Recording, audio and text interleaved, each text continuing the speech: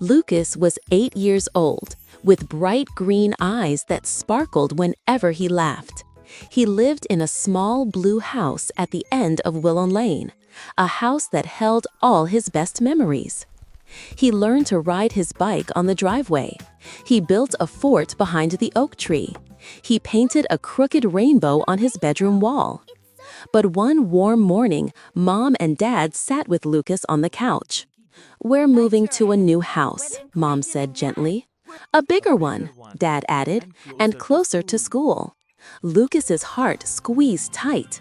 "But what about this house? My room, my tree, my fort?"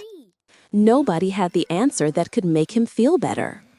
As boxes slowly filled the rooms, Lucas wandered around, touching everything lightly, like he was memorizing it.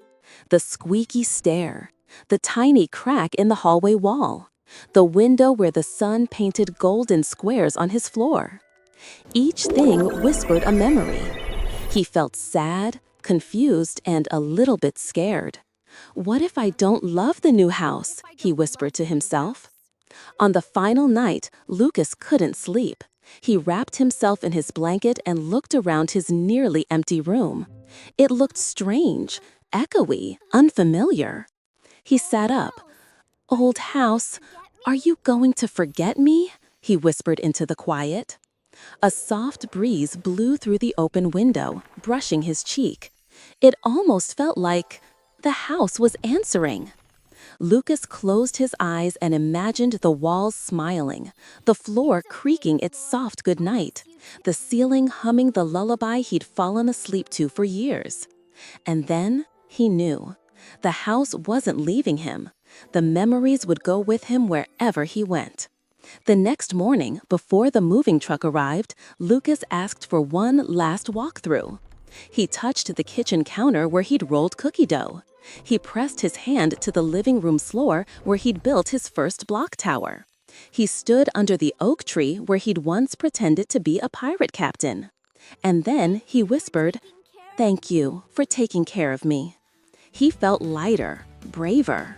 When Lucas reached the new house, he stepped inside slowly. It smelled different. It sounded different. It felt strange. But when he opened a box labeled Lucas's room, he found something that made him smile, a small piece of the crooked rainbow painting. His parents had carefully cut it out from his old wall and saved it.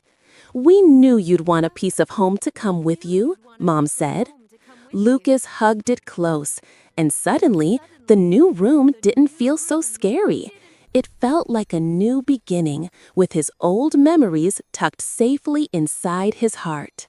That day, Lucas learned something important.